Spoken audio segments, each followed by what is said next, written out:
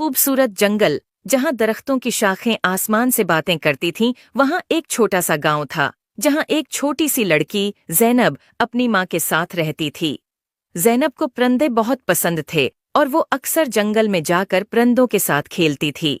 एक दिन जब ज़ैनब जंगल में खेल रही थी, उसने देखा कि एक खूबसूरत चिड़िया जिसके पर सोने जैसे चमक रहे थे, दरख्त की एक शाख पर बैठी है। ज़ैनब ने कभी ऐसी खूबसूरत चिड़िया नहीं देखी थी। उसने चिड़िया के करीब जाकर कहा, तुम कितनी खूबसूरत हो, क्या मैं तुम्हारे साथ खेल सकती हूँ? चिड़िया ने ज़ैनब की तरफ देखा और बोला, मैं एक सोने की चिड़िया हूँ और मेरी कहानी बहुत अजीब व गरीब है। क्या तुम मेरी कहानी सुनना चाहोगी? ज़ैनब ने कहा, हाँ बिल्कुल। चिड़िया ने कहा, बहुत साल पहले मैं एक आम चिड़िया थी, लेकिन एक दिन एक परी ने मुझे सोने की चिड़िया बना दिया ताकि मैं लोगों की मदद कर सकूं। लेकिन जादू के असर से मैं अपनी आज़ादी खो बैठी हूँ और अब सिर्फ एक सच्चे दोस्त की मदद से आज़ाद हो सकती हूँ। ज़ैनब ने चिड़िया से कहा, मैं तुम्हारी मदद कैसे कर सकती हूँ? चिड़िया ने जवाब दिया, तुम्हें जादुई परी को तलाश करना होगा, सिर्फ वही मुझे आज़ाद कर सकती है। ज़ैनब ने वादा किया कि वो परी को ज़रूर तलाश करेगी।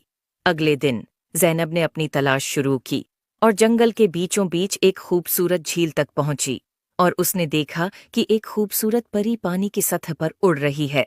ज़ैनब ने परी को पुकारा, अये जादुई परी, क्या आप मेरी मदद कर सकती हैं? परी ने ज़ैनब की तरफ देखकर मुस्कुराकर कहा, हाँ प्यारी बच्ची, बताओ क्या मसला है?